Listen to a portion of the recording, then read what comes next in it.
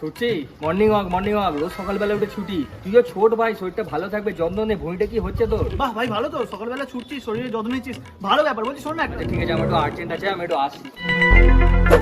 এ ভাই লাই, তোর সাথে দেখা করতে এসেছিলাম। আরে চুপ করতে ভাই, আর্জেন্ট আছে, আমাকে যেতে হবে। যা সালা।